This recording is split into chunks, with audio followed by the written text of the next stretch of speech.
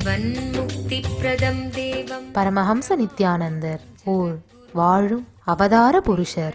உலகின் மிக பழமையான பெரிய ஆன்மீக புத்தக நிலையமான வாட்கின்ஸ் வெளியிடும் மைண்ட் பாடி ஸ்பிரிட் பத்திரிகை தங்களின் ஆன்மீக பங்களிப்பின் மூலமாக உலகின் மீது மிகப்பெரிய ஆன்மீக தாக்கத்தை ஏற்படுத்திய 100 மிகப்பெரிய ஆன்மீக குருமார்களுள் ஒருவராக பரமஹம்ச நித்யானந்தரை குறிப்பிட்டுள்ளது. பிறப்பிலிருந்தே ஞானத்தை ஞான சக்தியை வெளிப்படுத்திய பிறவி யோகி.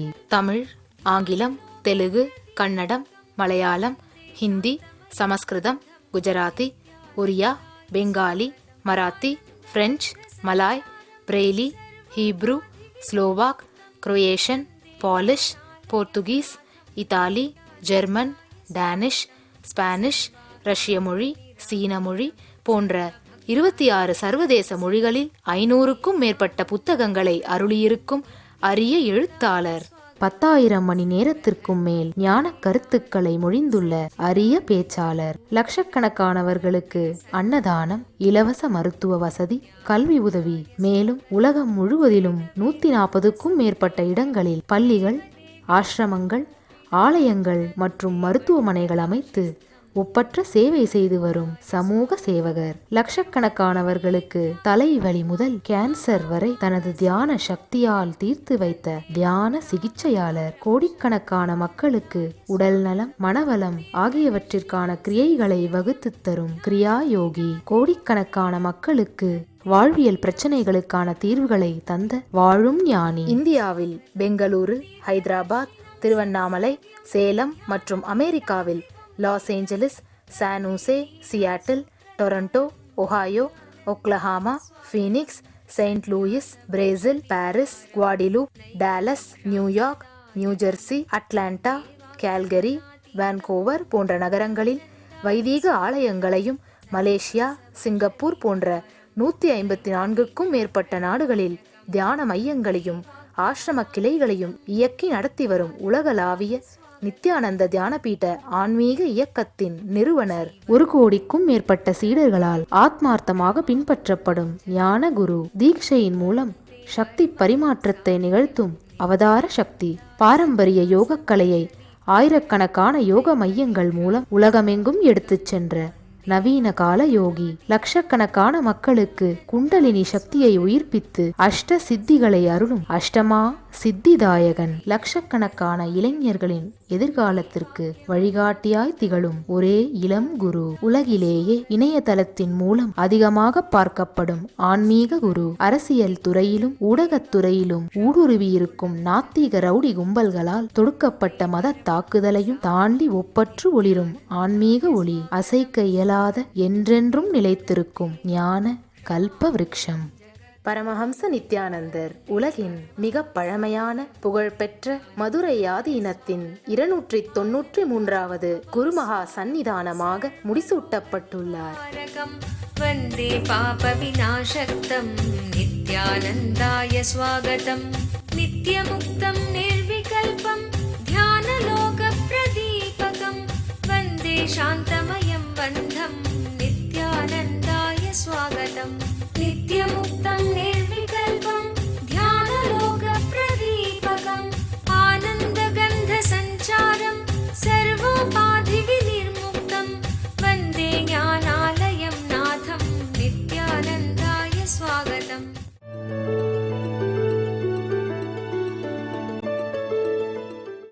என்னை நாளும் கோலும் ஒன்றும் செய்யாது என்று சொல்லி ஒரு அருமையானதொரு பாடலை பாடினார்.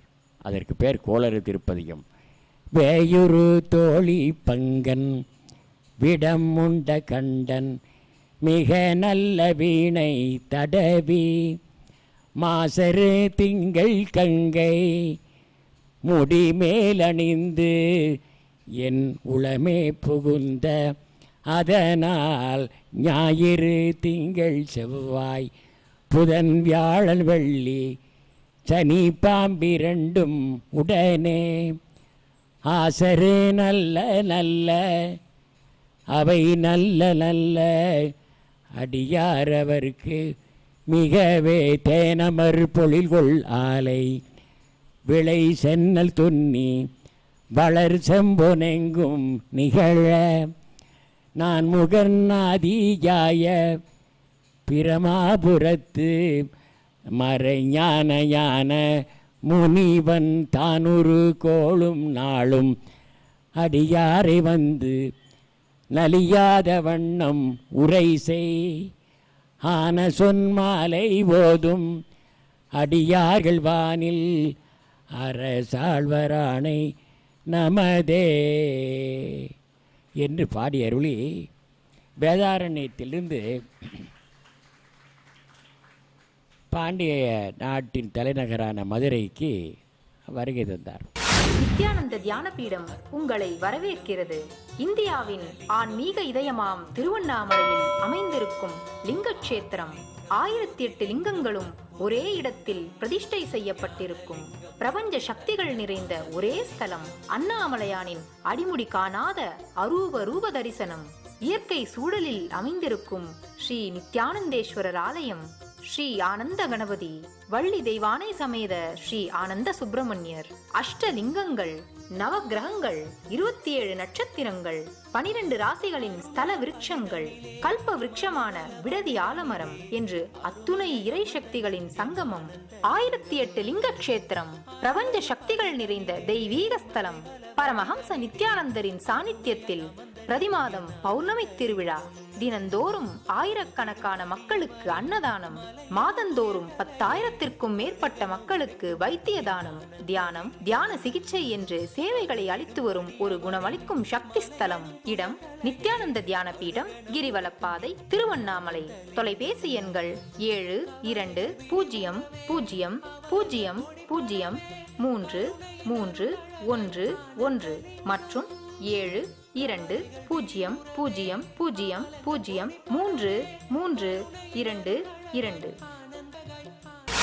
அப்படி வருகிற போது மங்கையர்க்கரசியார், குலச்சிறையார், அடியார் பெருமக்கு எல்லோரும் மதுரையினுடைய எல்லையிலே சென்று ஞானசம்பந்த பெருமானை பூரண கும்ப மரியாதையெல்லாம் அளித்து முறையாக வரவேற்று அருள்மிகு மீனாட்சி சுந்தரச பெருமான் திருக்கோயிலுக்கு அழைத்து வந்தார்கள். அங்கு தரிசனம் செய்தார். அவருக்கு மிகுந்த மகிழ்ச்சி. ஒரு பாண்டிய நாட்டினுடைய பேரரசி, முதலமைச்சர் குலச்சிறையார் இவர்களே சேர்ந்து நம்மை அழைத்து இந்த சைவத்தை தழைக்க செய்ய வேண்டும் என்ற ஒரு நல்ல எண்ணம் இவர்களுக்கு ஏற்பட்டிருக்கிறதே. எவ்வளவு பெரிய கருணையான உள்ளம், எவ்வளவு பெரிய சிவபெருமானிடத்தில் அவர்களுக்கு இருக்கிற பக்தி என்பதையெல்லாம் வியந்து பார்த்தபோது அவருக்கு ஒரு எண்ணம் ஏற்பட்டது. ஆலவாய் நகருக்கு நான் வந்திருக்கிறேன் என்று சொன்னால் அது யார் காரணம்? மங்கையர்க்கரசியார் அல்லவா? எனவே அந்த திருக்கோயிலிலே பாடினார். ஞானசம்பந்த பெருமான் பாடுகிறார். மங்கையர்க்கரசியாருடைய புகழை சொல்லுகிறார். மங்கையர்க்கரசி வளவர்கோன் பாவை வரிவளை கை மட மானி பங்கைய செல்வி பாண்டிமாதேவி பணி செய்து நாள்தோறும் பரவ பொங்கழல் ஒருவன் பூதநாயகனால் வேதமும் பொருள்களும் அருளி அங்கையர்கண்ணி தன்னோடும் அமர்ந்த ஆலவாயாவதும் இதுவே என்று பாடி அருளினார். அதை முடித்துவிட்டு நம்முடைய மதுரை ஆதீனத்திற்கு வருகை தருகிறார். இந்த இடத்திற்கு வருகை தருகிறார். இந்த இடம் ஒரு வாயீச முனிவர் என்ற ஒரு ஞானி இங்கே அமர்ந்து சைவ சமய பிரச்சாரத்தை மேற்கொண்டிருந்தார். ஞானசம்பந்த பெருமான் தன்னுடைய படைகளோடு வந்தார். படைகள் என்று சொன்னால் நீங்கள் எல்லோரும் கூடியிருக்கிறீர்களே, இந்த படைகள், அந்த படையோடு வீட்டிருந்தார் இந்த ஆதீனத்திலே.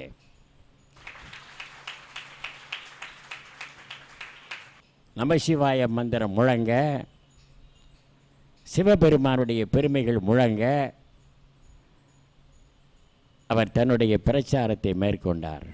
அப்போது சமண அரசு அல்லவா இங்கே கோலோச்சி கொண்டிருக்கிறது.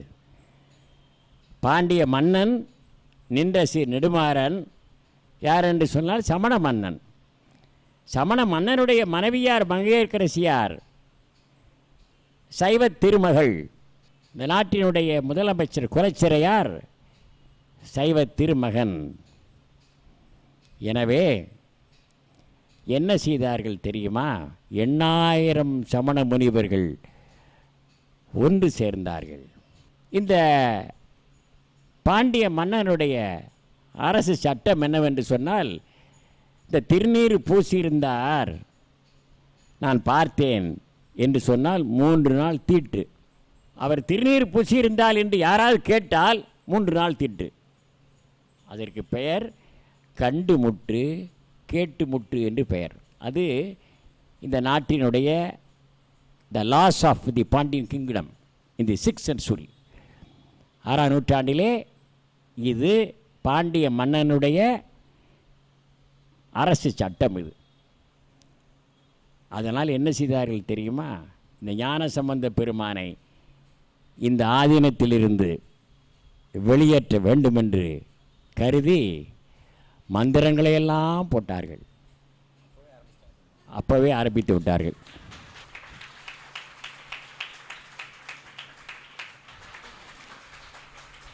அதுதான் இப்போது நடந்து கொண்டிருக்கிறது. மந்திரங்கள் போட்டார்கள். மயில் பீலி இருக்கிறதல்லவா, அதை வைத்து மந்திரங்களை அவர்கள் உருவேற்றினார்கள். ஞானசம்பந்த பெருமானை இங்கிருந்து கிளப்ப முடியவில்லை. மன்னனுக்கு தெரிவித்தார்கள், என்னை இவ்வளவு தூரம் நீங்கள் இத்தனை நாட்கள் இந்த மடத்திலே இருந்து ஞானசம்பந்தரை வெளியே அனுப்ப உங்களுக்கு ஆற்றல் இல்லையா, உங்களுக்கு அதற்கான சக்தி இல்லையா என்று கேட்டார்கள். கொஞ்சம் பொறுங்கள் மன்னா, இன்னும் 2 தினங்களிலே அவரை வெளியேற்றி விடுவோம் என்று சொல்லி எல்லோரும் வந்திருந்து மீண்டும் மீண்டும் மீண்டும் தொடர்ந்து மந்திர ஒலிகளை எழுப்பினார்கள். ஞானசம்பந்த பெருமானை அசைக்க முடியவில்லை. ஏனென்றால் அவர் உளமே புகுந்த அதனால் அல்லவா. ஞானசம்பந்த பெருமானுடைய உள்ளத்திலே புகுந்து எழுந்தெழு இருப்பது யார்? சிவபெருமானும் பார்வதி தேவியார் அல்லவா. வெளியேற்ற முடியவில்லை. எப்போதும் போல அவர் 5 எழுத்து மந்திரத்தை ஓதி தனது பக்தர்களிடத்திலே உரையாடி கொண்டிருந்தார். என்னுடைய நீண்டகால கனவுகளை நிஜமாக்க இயலுமா? வாழ்வில் உண்மையான ஆனந்தத்தை அனுபவிக்கிறேனா?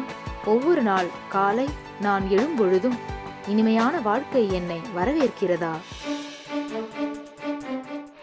கல்பத்தரு.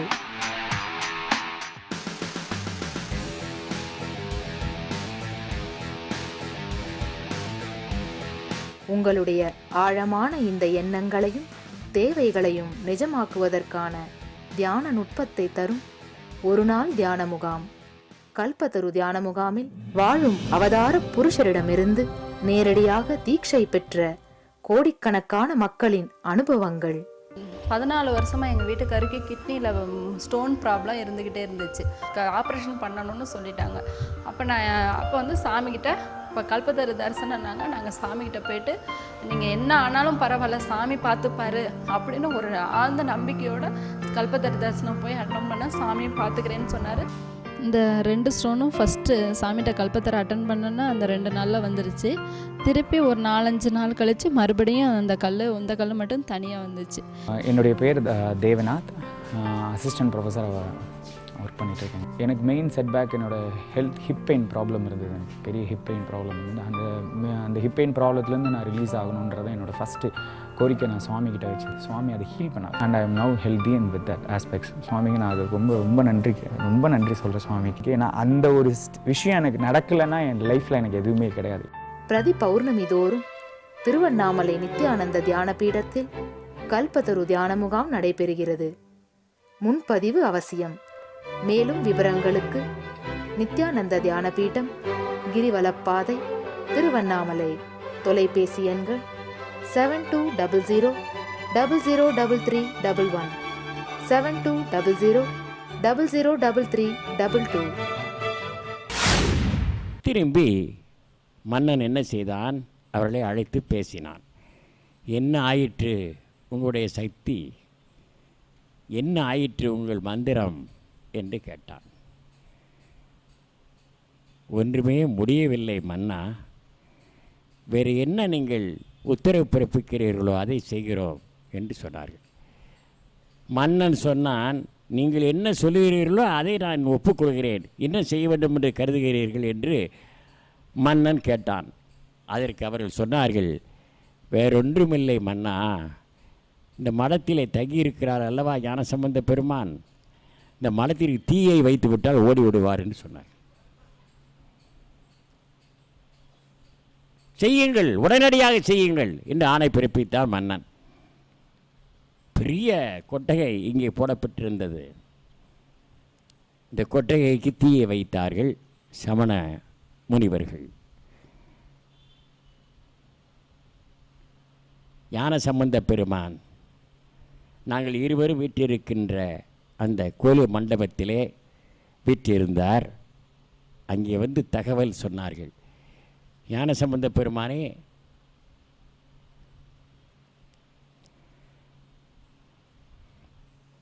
நம்முடைய மடத்துக்கு தீயை வைக்கின்றார்கள் என்று சொன்னார்கள். உடனே ஞானசம்பந்த பெருமான் என்ன நினைத்தார் தெரியுமா? அவருக்கு மனவேதனை, மன சங்கடம். அதிலே சொன்னார் அவர், இந்த தீயானது பையவே சென்று பாண்டியருக்காகவே என்று சொன்னார். இந்த தீயானது பையவே சென்று பாண்டியனுக்கே ஆகட்டும் என்று சொன்னார். அதிலே கூட பாருங்கள், எவ்வளவு கருணை மிக்கவர் ஞானசம்பந்த பெருமான் என்பதை சிந்தித்து பாருங்கள். பையவே சென்று பாண்டியருக்காகவே என்று சொன்னால் என்ன பொருள் தெரியுமா? இந்த தீயானது, இந்த வெப்பமானது மெதுவாக சென்று அந்த பாண்டிய மன்னனுக்கே போகட்டும் என்று சொன்னார். இதிலே ஒரு நுட்பம் இருக்கிறது. ஏன் அப்படி சொன்னார்? பையவே சென்று பாண்டியருக்காகவே என்ற அந்த பைய என்ற வார்த்தையை ஏன் பயன்படுத்தினார் தெரியுமா? கூன்பாண்டிய மன்னனுடைய மனைவியார் மங்கையர்க்கரசியார் சைவ பேரரசி. வேகமாக சென்று பற்றட்டும் அந்த தீயானது என்று சொல்லிவிட்டால் மன்னன் இறந்துவிடக்கூடாதே. மங்கையர்க்கரசியார் திருமாங்கல்யத்தை இழந்துவிடக்கூடாதே. மன்னனை உயிரோடு வைத்து கொண்டே திருத்தல் வேண்டும் என்று கருணையோடு சொன்னார். கூன்பாண்டிய மன்னனுக்கு இவர் சொன்ன உடனேயே வெப்பு நோய் பற்றியது. உடம்பெல்லாம் அனல் பறந்தது. சமண முனிவர்கள் எல்லோரும் சேர்ந்து என்ன செய்தார்கள் தெரியுமா? மயில் பீலியை கொண்டு வந்து இந்த இடது விழா வலது விழா எல்லா இடத்திலையும் அவர்கள் அப்படியே ஒத்தடம் கொடுத்ததைப் போல ஒத்தடம் கொடுத்து மந்திரங்களை ஒலித்தார்கள்.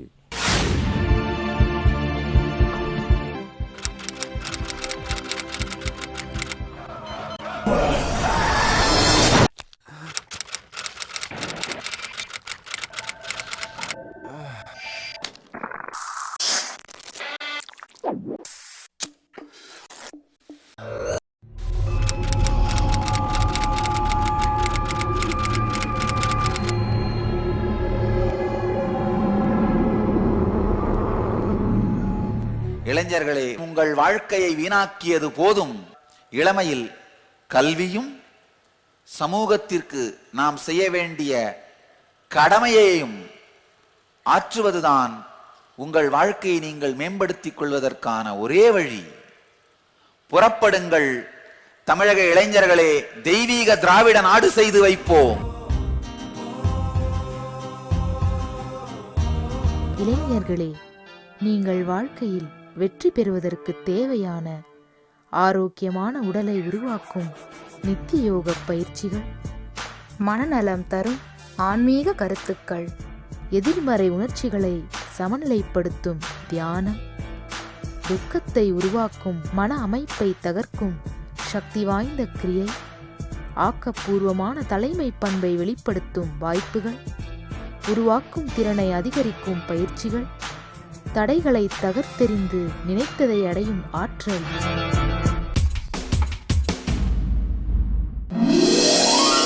ஆனந்த யோகம். இளமையில் வெளி உலகத்திற்கு தேவையான கல்வியையும் உள்ளுலகத்திலே ஆனந்தமாக வாழ்வதற்கான கல்வியையும் பெற்றுக்கொள்ளுங்கள். ஒவ்வொரு இளைஞரும் வாழ்க்கை சத்தியங்களை கடைபிடித்து வாழும் உத்தமமான தலைவர்களாக வளர்வதற்கு தேவையான மேம்பட்ட சூழலையும் சரியான ஊக்குவிப்பையும் வழங்கும் 1 வருட இலவச ஆன்மீக கல்வி. ஒரு ஆண்டாவது உங்களுடைய வாழ்க்கையை பற்றி கற்றுக்கொள்வதற்காக செலவிடுவது என்று தீர்மானியுங்கள். நிச்சயமாக உங்களுடைய மொத்த வாழ்க்கையும் ஆனந்தமயமாக இருக்கும் என்பதற்கு நான் உறுதியளிக்கின்றேன். ஒரு ஆண்டாவது உங்கள் வாழ்க்கையை வாழ்வதற்கு கற்றுக்கொள்ளுங்கள். ஓராண்டையாவது ஆனந்த யோகத்திற்காக செலவு செய்யுங்கள். இது செலவு அல்ல, முதலீடு. நேர்முக தேர்வு நடைபெறும் இடம் நித்யானந்த தியான பீடம், நித்யானந்த நகர், பிடதி, பெங்களூரு. ஃபோன் 9742203311. குணமாகவில்லை. எத்தனையோ நாள் வெப்பு நோயால் பாதிக்கப்பட்டு மிக சிரமமடைந்த அந்த பாண்டிய மன்னனை மங்கையர்க்கரசியார் பார்த்து பார்த்து மிக வேதனைப்பட்டார். உடனடியாக மங்கையர்க்கரசியார் சொன்னார், மன்னா, உங்களுக்கு இந்த வெப்பு நோய் இவ்வளவு தூரம் கடுமையாக ஏற்பட்டிருப்பதற்கு காரணம் என்ன தெரியுமா? ஞானசம்பந்த பெருமானுக்கு தீங்கிழைத்த காரணத்தினால், அவர் உள்ளம் வெந்த காரணத்தினால், அவர் உள்ளம் வேதனைப்பட்ட காரணத்தினால் இந்த வெப்பு நோய் உங்களுக்கு வந்திருக்கிறது. எனவே ஞானசம்பந்த பெருமானே எழுந்தருளி திருநீட்டை பூசித்தான் இந்த நோயை குணமாக்க வேண்டுமே அல்லாமல் வேறு வழியே இல்லை என்று சொன்னார் நம்முடைய மங்கையர்க்கரசியார். அதற்கு என்ன செய்தார்கள் தெரியுமா? சமண முனிவர்கள் மறுத்தார்கள். இந்த நாட்டினுடைய அரசு சட்டம் என்னவென்று சொன்னால், திருநீர் பூசக்கூடாது, திருநீரை பூசியவனை பார்க்கக்கூடாது என்று சட்டம் இருக்கிற போது ஞானசம்பந்த பெருமான் எப்படி வருவது என்று மறுத்தார்கள். அப்போது மறுத்தபோது அவர் என்ன சொல்கிறார்கள் அதைப்படி செய்வோம் என்று மன்னன் சொன்னான். மீண்டும் ஓரிரு நாட்கள் சென்றன. வெப்பு நோய் அகலவில்லை, அப்படியே இருந்தது. மிக மோசமான நிலைக்கு அவன் சென்று விட்டான். இந்த அரசன் உடல்நிலை மோசமாகிவிட்டது. மங்கையர்க்கரசியார் பார்த்தார், மன்னா, நீங்கள் உயிர் பிழைக்க வேண்டுமானால் ஞானசம்பந்த பெருமான் வந்துதான் இந்த நோயை குணமாக்க வேண்டுமே அல்லாமல் வேறு வழியே கிடையாது, தயவு செய்து ஏற்றுக்கொள்ளுங்கள் என்று சொன்னபோது, அப்படியா, வரட்டும் மங்கையர்க்கரசியாரே என்று சொல்லி வருமாறு அழைத்தான். ஞானசம்பந்த பெருமான் இங்கே வீற்றிருந்தார். மங்கையர்க்கரசியார் வந்தார். உடனடியாக ஏற்றுக்கொண்டு முத்து பல்லக்கில் எழுந்தருளி, இந்த மீனாட்சி அம்மன் திருக்கோயில் இருக்கிறதே, இந்த இடமெல்லாம் அரண்மனையாக இருந்தது. இந்த சுற்றி இருக்கின்ற இடங்களெல்லாம் அரண்மனை. அப்போது அந்த இடத்திலே அவர் சென்றார். வருகிறார் என்று தெரிந்தவுடனேயே பாதி நோய் குணமாகிவிட்டது மன்னனுக்கு. அவர் சென்று ரத்தின சிம்மாசனத்திலே அமர்ந்தார். ஞானசம்பந்த பெருமான் ரத்தின சிம்மாசனத்தில் அமர்ந்தார். மந்திரமாவது நீரு, வானவர் மேலது நீரு, சுந்தரமாவது நீரு என்று தொடங்குகின்ற அந்த பாடலை பாடி நெற்றியிலே உடலிலே அந்த திருநீற்றை பூசி நோயை முற்றிலும் குணமாக்கினார். மன்னன் என்ன செய்தான் தெரியுமா? ஞானசம்பந்த பெருமானே, என்னை மன்னித்து விடுங்கள், என்னை மன்னித்து விடுங்கள், என்னை மன்னித்து விடுங்கள்.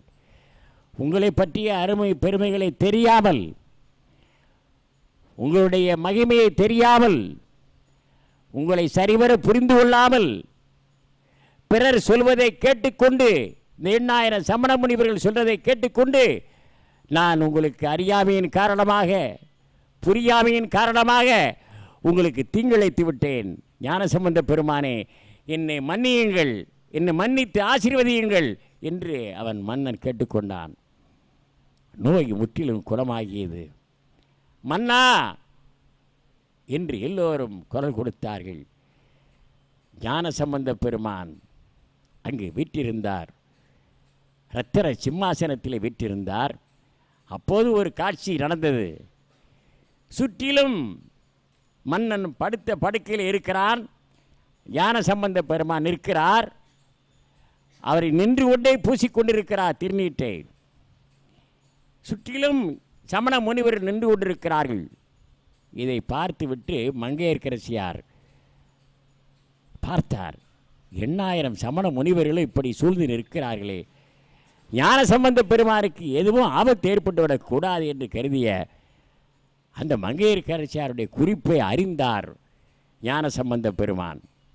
உங்கள் எல்லோரையும் நித்யானந்தத்தில் நிறைந்து, நித்யானந்தத்தில் மலர்ந்து, நித்யானந்தத்தில் கரைந்து, நித்யானந்தமாகிட ஆசீர்வதிக்கின்றேன். நன்றி. ஆனந்தமாக இருங்கள். நித்யானந்த தியான பீடம், நித்யானந்த நகர், பிடதி, பெங்களூரு. ஃபோன் 9742203311. www.nityananda.org.